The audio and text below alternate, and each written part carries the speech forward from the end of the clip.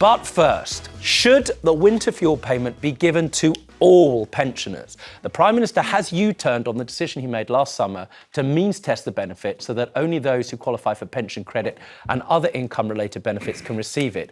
Or at least he's suggested that there's going to be a U-turn.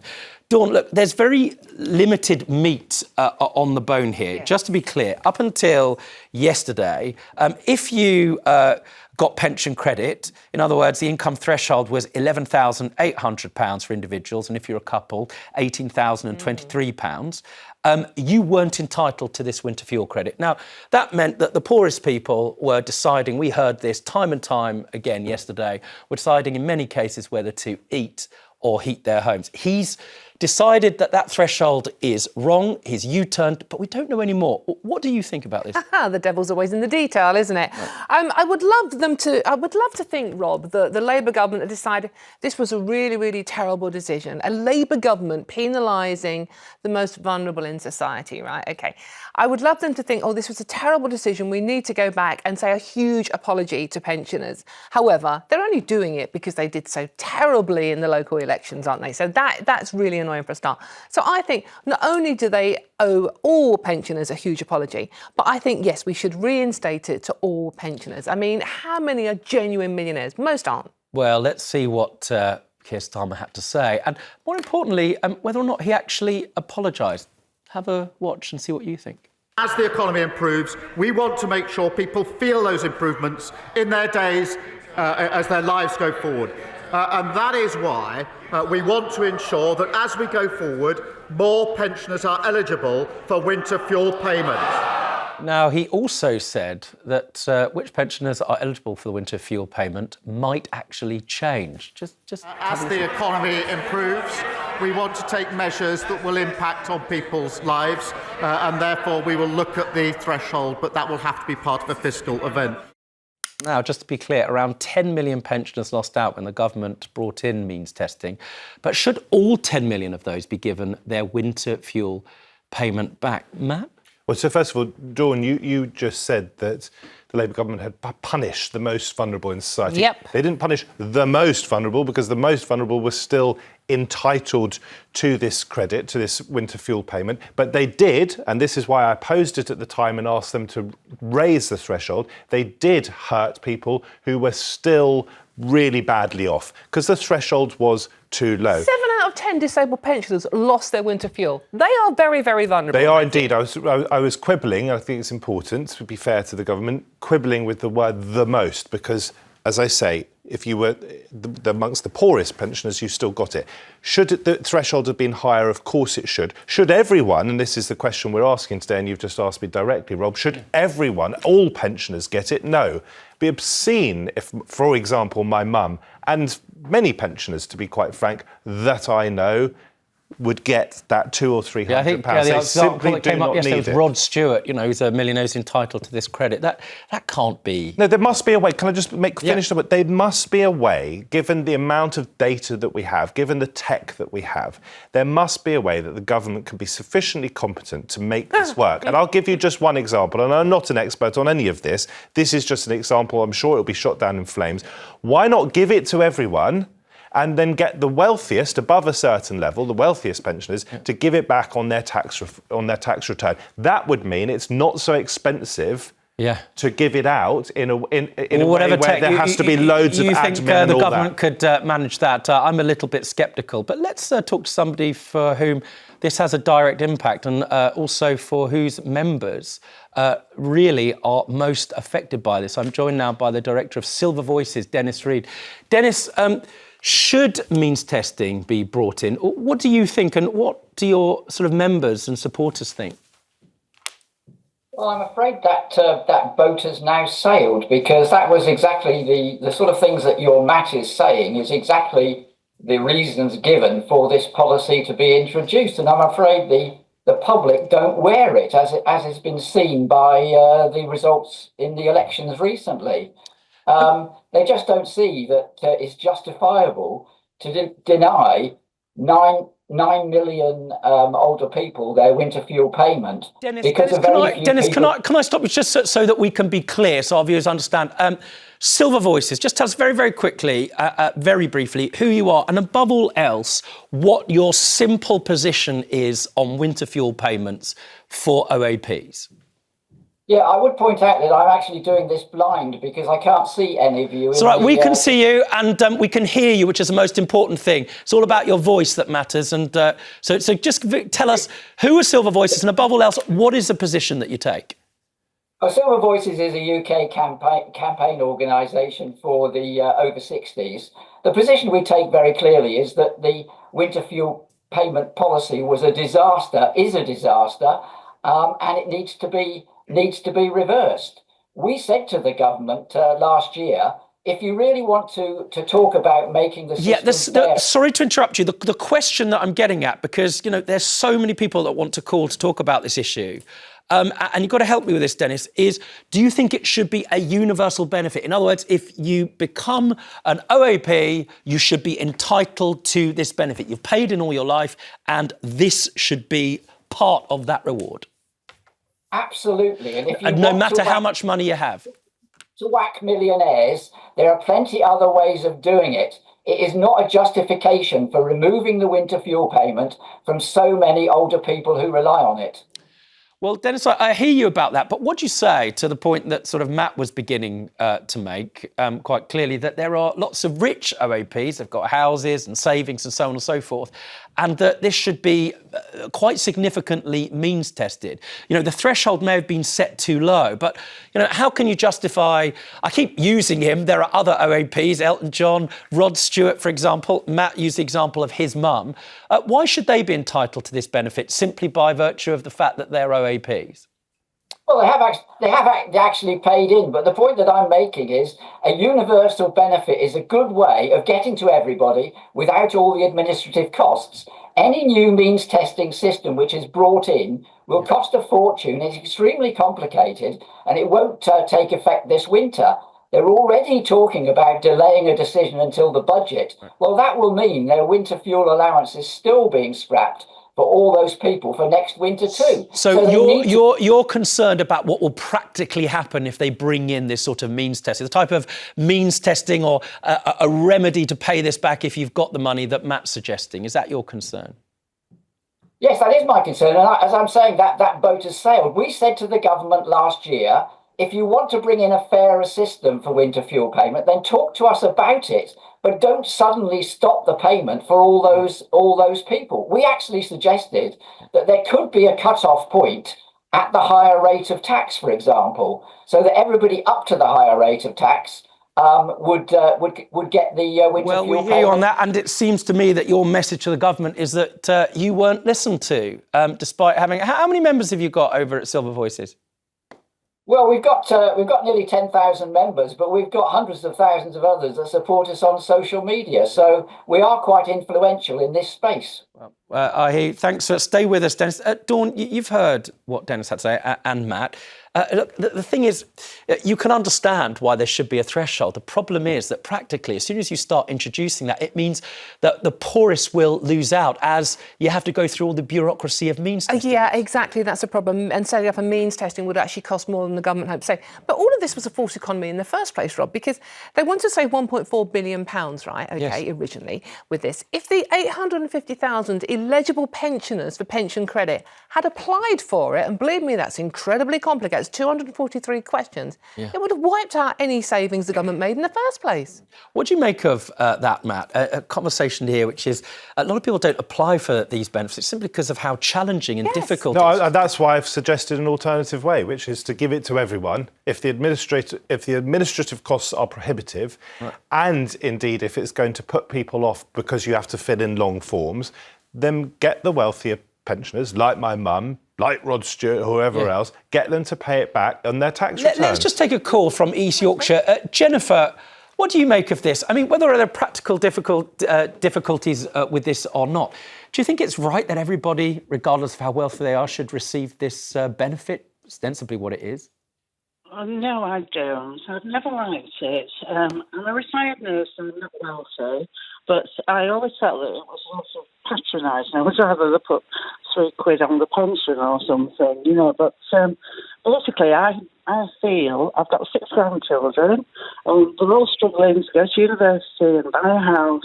I feel that the £2.2 billion is put back into the economy to help the young people. I know a lot of people my age who have 3 holidays a year.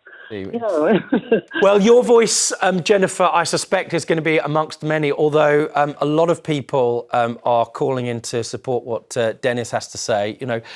You may want to raise the threshold, but make it practically available so that the poorest pensioners are not going to suffer and really be facing that impossible, appalling choice about whether to feed themselves or heat their homes. And we know that in 2023 alone, there are about 5,000 deaths which were connected to, the winter inability to heat people's houses as a result of fuel poverty. Now, thank you, Jennifer, and thanks to you, Dennis Reed, too. We couldn't see you, but we could see you. You might not be able to see us, but we could certainly hear you.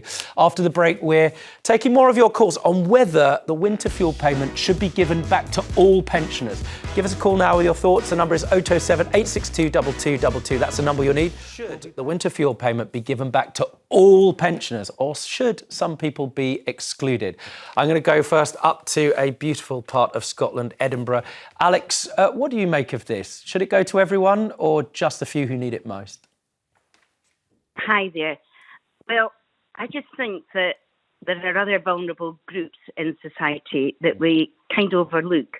For example, and probably the best example, brand new babies coming out of hospital. The health minister comes around and says, you have to keep the house warm. And, there's young people possibly don't have any money to pay the higher bills, but nobody's saying give them a winter fuel allowance. I just don't understand why we're directing it all. Maybe they deserve it, but I don't know why we're just, giving it all to the pensioners. Maybe over 75 or something like that. Like people like me. Yeah, sorry, say people like you, Alex, what do you mean by people like you? Well, the age I am, and I'm relatively well off. Right.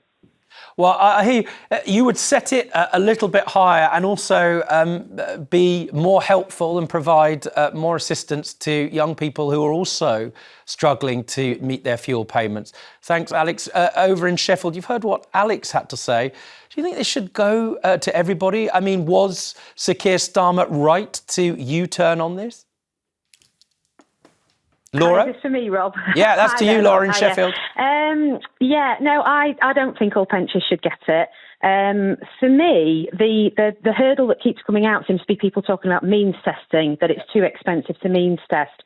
I actually think quite a simple fix to that would be to base it on household income, like child benefit is.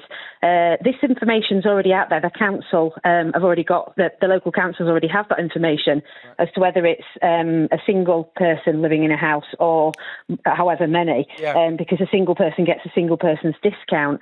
I think raise the threshold, raise it up to 20,000, something like that, but it should be based on total household income. Because I think, even if you're... It's an interesting one, though, Laura. Laura, it's very difficult because £20,000, I mean, doesn't get you very far or very much in any major city, most parts of our shared nation, does it? So it presents a problem about how you actually set the threshold in the first place, right? Yeah, I mean, I think for me, 11,000 is far too low. I fully agree with that. But I think 20,000, what you're talking there is that somebody would probably have a private pension on top of a state pension. And I think that they should be able to afford the fuel. But there's got to be a cut-off somewhere. I think, there's far too many people that, I'm sort of speaking from experience. My dad, bless him, he retired at 55. His mortgage is all paid off. Right. He's got a decent private pension. He used to give the money in his credit. He used to give it to UNICEF when he used to get that payment. So he didn't need it, and I think it should be about need. And like the lady said before, means test it in a more thoughtful way. And this has been something that Matt and Dawn have been talking about. The technology already exists to determine how much people make when they have to give their tax details in. The local authorities have got some of those details as well. So why not look at that to determine whether you should be entitled to it? Laura, thank you for your point. Before we come back to the panel, I'm going to go over to the middle of the country in Lincolnshire. Pete, what do you make of it? I think, you always go on about the Rod Stewarts and everybody else picking up their pension. Yep. And they shouldn't get it. Well, put the boot on the other foot. Give all the pensioners their pension, because they don't go against somebody like, now I'll use a famous person, Boris Johnson. Right. He has a child at school who's got a free breakfast at £2 a day. Over the year is £400. Why should Boris Johnson be allowed to be given a £400 benefit for his child to have a free breakfast with the money he's got, but the poor pensioner can't get their £300 a year fuel allowance? Well, Pete, you make a point that there are people in receipts of all sorts of benefits when they don't necessarily need them. Child benefit, for example, is one of them. I'm going to go to you, Matt, on this. Child benefit is a really interesting area, and also what Alex was saying about younger people and newborn babies, because Gordon Brown, of course, former Prime Minister, has come out and said that the 2-child benefit cap is cruel, and he wants it reversed. And you remember some Labour MPs lost the whip for a while when they voted against the King's speech on that issue last year. And the point of this is that, of course, it's not just pensioners who are really struggling. Right. There are people right across the country in different age groups that are struggling.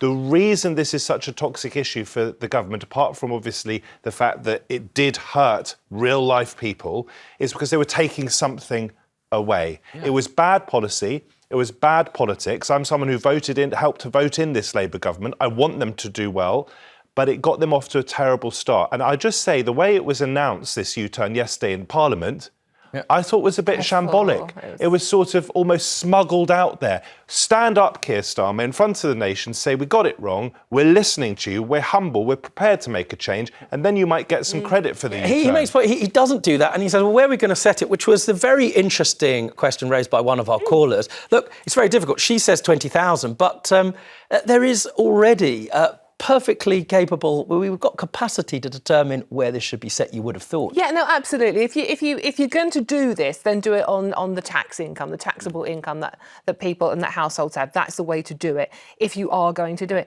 However, I mean, if you this what annoys me with this debate, and it has done since day one, is it gives into the politics of envy.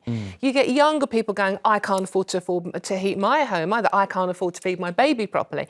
And then having to go at pensioners. It shouldn't be about that. We have a Labour government who are meant to be looking after people and helping them to survive in incredibly tough times. It's not about young versus old. It's about everybody being able to heat their homes and eat. And especially the fact that particularly annoyed me was Rachel Reeves, who earns £163,891 a year. She keeps her winter heating allowance for her second home. How is that fair? Well, I suspect a lot of people agree with you. Go up to Scotland again and hear what you have to say about this. Susie, you're in Glasgow. Susie? Oh, good morning. Yes. Can you hear me, Rob? Yeah, I can hear you loud and beautifully clear up there in Glasgow. Oh, I'm in beautiful Eagleton, just outside Glasgow, Rob. And you're my hero. You're an absolute hero of mine, you're Rob. a darling. What can I And tell? I like... Oh, no, honestly, I've been desperate to get it on your show. And say to Matt and Dawn, say hi to the panellists as well. And I agree particularly with Alex from Edinburgh and all your the other folk that have discussed this matter. I'm a retired nurse midwife, and I've got 3 children of my own, grown-up adult children now. Well, first of all, what they need to do is they absolutely need to means test the winter fuel allowance for pensioners, because some pensioners are really, really, really wealthy, and yet majority of pensioners in Britain, especially the post-war generation, are in poverty. Yeah, and thank you for calling, Susie. I wish I could listen to you more, not least because of how kind you are and thoughtful, but also because of your service as a nurse. And no doubt you know a number of people who've served all of their lives in that underthanked job who now, even with limited pension, especially if they live in cities, don't necessarily have savings, are making very challenging determinations, to say the least, about whether, when it gets to winter, to buy things to eat or whether or not to heat their homes. So thank you very much for your thoughtful call, Susie, and everybody else. After the break, we'll be taking more of your calls on whether the winter fuel payment should be given back to all pensioners. In the meantime, I want your calls on this. Should the winter fuel payment be given back to all pensioners, or should the threshold to qualify for it simply be changed? I'm going to go up to one of my favourite cities in the country, Manchester. Shirley, what's your view? Should it be for everyone? It should be for everyone, yeah.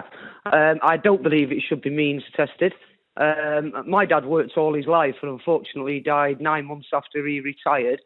My mum's 81 now, but because she gets an element of widow's pension, she's over the limit for any kind of assistance.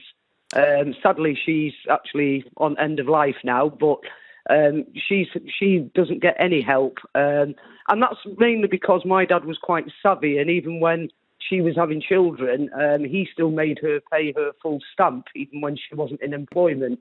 Right. So because of that, she's now penalised. So right, I do not agree. Well, thanks for calling, because not many people are kind of making this case that, this is not a benefit, but it's an entitlement for people that have worked their entire lives. They've done all the right things. They have paid into a state pension. Oftentimes, they've done the most challenging job. So why shouldn't they be entitled? Absolutely. Or why shouldn't it be for everyone, Shirley? Absolutely, that's exactly how I feel. I mean, my dad didn't have a high-paid job. He was a long-distance lorry driver, and my mum works as a cleaner in a hospital. But they did work, and they brought up 4 children. None of us have ever claimed any kind of benefit. We've all been fortunate to have had jobs. But why should she be penalised now? She shouldn't be. She should have that security that she doesn't have to worry about putting her heating on in the winter. Well, Shirley, I think you've made the case more persuasively and with greater clarity than anybody in the Labour Party, certainly with what their underlying thinking was. I don't know what you're doing now, Shirley, but maybe a run for Parliament for you. Christine, you're in North Yorkshire. What do you make of it? I think everyone should get the winter fuel payment. I have worked all my life looking after disabled, nursing assistants in hospitals. And we have saved, my husband and I, scrimped and saved to get where we are, to get some money for our old age, and now find that we don't get winter fuel allowance. And we are not wealthy, but right. We are above the limit. But Christine, I have huge empathy and sympathy for you. I can quite understand why you should be getting it. I'm talking about people who are really genuinely wealthy. We don't seem to have that much money to go around in this country. There are millions of people who are struggling to make ends meet, older people, younger people, people in between. And I just think it's obscene that, for example, to take a random figure, millionaires should be getting this handout. No, target it. And target it in a way that means you're not accidentally penalising people because their forms are endless. That's why I keep coming back to this point. Give it to everyone, and then the wealthiest above a certain level of income, and yet there's always going to be a threshold, get them to pay it back when they do their tax return. Well, thanks for calling, Christine in North Yorkshire. I'm going to go to Derbyshire and Linda. You've heard what's been said. Everybody seems to be agreeing that the threshold should be changed, but some people are saying, look, this should be an entitlement for everybody. Linda? I think it's... Oh, good morning. I think it should. I think it should be for everyone. And I think the people, like on the panel, are saying, the millionaires, yeah, they can give it back. They can give it to charities, a hospice, a food bank. I'm a WASPy woman as well. So I've been hit with this twice now. So, yeah, I do think everybody should get it. Well, I hear what you say. I wonder whether people actually would. I mean, frankly, when you've got that much money, whether they'd necessarily notice. But nevertheless, really relying on people to make those good choices is not always necessarily the right thing. I hear you, Dawn. What do you say to I just that? want to say to Linda, you must feel doubly let down because the WASPy women were treated appallingly. We saw all those pictures of all the politicians currently inflicting this pain on pensioners, holding those signs saying, I support the WASPy women. And Explain who the WASPy women are in case people don't know. Yeah, it's basically women who suddenly their pension age was put up. There's a legal case still going on, I believe, about whether they were informed about it or not. But suddenly they were expecting to retire at, say, 64 and suddenly they had to retire at 66 and they were caught in this gap. So it's women Linda's age who are caught in this financial gap. Having to work, it's left many of them in dire financial straits and they've been let down doubly. So fair play to Linda. Thanks, Linda. Nemi, you're in London. You've heard what's been said here. Where do you fall? What side of the line? Should it be for everybody? Should the threshold be higher? Or, should we just get rid of it full stop? No, I don't think you should get rid of it, but there are certainly many pensioners who do not need £300, and many who wouldn't even know that it's gone into their account. Yeah. And many also, of pension age live abroad in warmer climates like Cyprus and Spain and other countries in the world. So I don't think that. Well, there's a lot of people that are saying that, and you have to have residency qualification before you're entitled to the benefit. But that is a lot of the points that people are making. Frankly, if you don't really need it and you're a high earner or you've got high income and a lot of savings, why should you get it in the first place? Is that what you think, Mark, over in South Yorkshire? Morning, team. Morning. Yeah, I think one thing the government's got it right. Yeah. Because the poor people get it for. It's hard to get on pension credit in the first place. Right. Only the poorest people can get it. So they are entitled to the winter fuel allowance. Yeah. But the rich people, the millionaires, the king, wouldn't be able to claim the benefit because they got too much money in the first place. Well, I think you are making the point that is really where this debate is going, which is to say it's interesting that you couched it in these terms, that Sir Keir Starmer should have got up and said, look, we think this is a benefit that people are entitled to, but we set the threshold too low. We need to go back and rethink it. We're listening to the public. He didn't do that. He went to Parliament yesterday and simply said that as far as we're concerned, we're going to change the policy but not explain how or where people are entitled to it. Thank you, Mark, for calling. Thank you, everyone, for your calls on this. Alexis will be driving deeper into this on Storm's programme and asking whether we should raise...